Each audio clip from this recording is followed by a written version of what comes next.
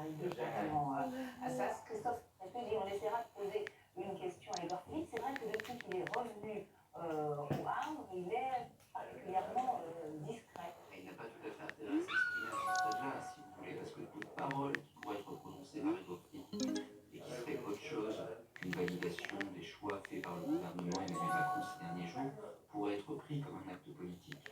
Donc là, Édouard Philippe part sur une rampe de lancement politique avec une forte cote de popularité, vous le disiez, avec cette journée, cette forme d'intronisation extrêmement légitimante qui est son élection comme maire du Havre, avec qui plus est une présence médiatique importante. Les images suffisent pour Édouard Philippe.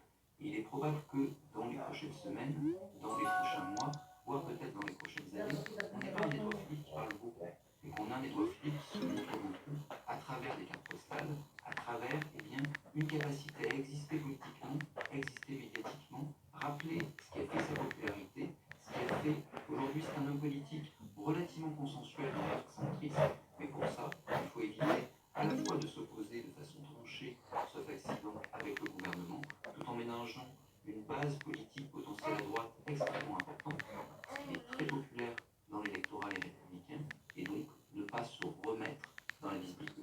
Nicolas Pesset, cette mission qu'Emmanuel Macron a confiée à Édouard Philippe, cette mission nationale de reconstruire la majorité pour 2022, est-ce que l'on sait aujourd'hui, à l'heure où l'on parle, si Édouard Philippe l'a accepté, cette mission? Alors son entourage a fait savoir dans le journal de dimanche ce matin qu'il n'avait pas donné encore sa réponse au président de la République. Donc il laisse planer une forme de suspense. Édouard Philippe, il montre qu'il a retrouvé sa liberté, qu'il entend en profiter, l'ancien Premier ministre, parce que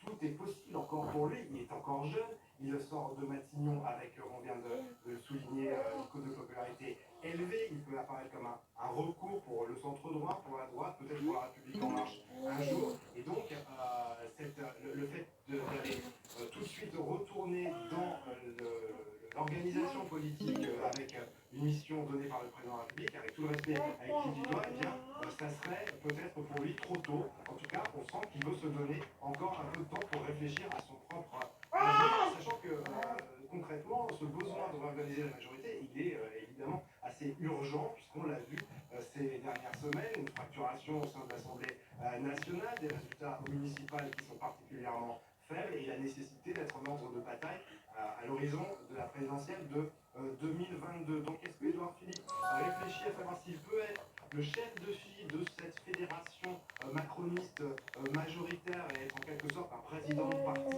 bis? Bien c'est forcément quelque chose pour laquelle il doit peser le pour et le contre. Est-ce qu'il veut être dans cette disposition-là, ou bien prendre davantage de temps, avoir un horizon encore plus lointain, et il va aussi regarder ce qui se passe du côté de la droite, parce que on le sait, les Républicains ne sont pas en très bonne posture, même s'ils ont réussi cette élection municipale.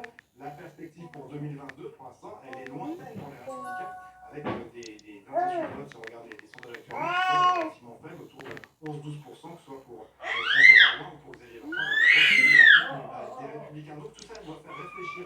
Ministres qui ont été populaires, même si à l'origine on ne leur prêtait pas réellement d'ambition présidentielle, pensez à Georges Pompidou, pensez à Koumba, pensez à Édouard Balladur, ont en effet fini par penser à l'Élysée. Et comme vous le soulignez bien, aujourd'hui il y a un espace politique à droite. On a vu très clairement que les électeurs de centre droit étaient en recherche d'incarnation, qu'il y avait une volonté de revenir au bercail, notamment aux élections locales, mais que le déficit d'incarnation aujourd'hui, qui n'est peut-être que temporaire, et qui est structurel à droite depuis 3 ans, fait que il y a une forme de vote utile. On a vu ça aux européennes pour la République en marche. Si Édouard Philippe peut et veut incarner cette incarnation, en effet, il y a un risque pour Emmanuel Macron de se faire déborder par son ancien Premier ministre sur le centre droit. D'autant que l'idée de réorganiser la majorité, c'est pas tout à fait un cadeau en réalité. Parce qu'aujourd'hui, cette majorité, elle est extrêmement composite. Elle est composée de structures fortes comme le MoDem. C'est une façon aussi de le garder à sa main. C'est une façon de le garder à sa main, et c'est une façon également de l'obliger à composer avec des parties de la majorité qui ne lui sont pas forcément acquises. Comme je le disais, vous avez des parties de la majorité qui sont très structurées, comme le MoDem, qui est déjà un parti à l'ancienne, avec un leader charismatique, François Bayrou, qui a des ambitions. Donc arriver à intégrer le MoDem à une structure plus large, c'est loin d'être évident. Par ailleurs, la majorité parlementaire aujourd'hui, elle penche plutôt au centre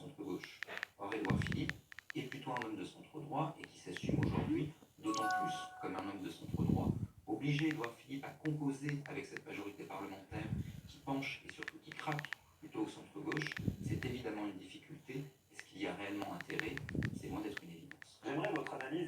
Quand on a été Premier ministre, est-ce qu'on peut être un maire normal, d'une commune normale, quand on a été Premier ministre et qu'on a vécu 3 ans intenses comme Édouard Philippe l'a connu? On peut être un maire normal, dans le sens qu'on peut gérer les affaires courantes du Havre, on peut être un bon maire du Havre, et évidemment, On est toujours rattrapé finalement par la vie politique nationale. on est toujours rattrapé par la vie politique nationale et on est toujours sujet, quand on agit, quand on parle, eh bien, à une interprétation de ses propos, à une réflexion sur ses ambitions potentielles, qui est évidente. Aujourd'hui, encore une fois, au vu de la cote de popularité d'Édouard Philippe, au vu également de ce qu'il signifie à la fois pour l'électorat de la République en marche et pour l'électorat LR, Édouard Philippe n'est pas un maître des ailes. On va appeler ça une question. Est-ce que la personnalité d'Édouard Philippe a peut-être changé aussi?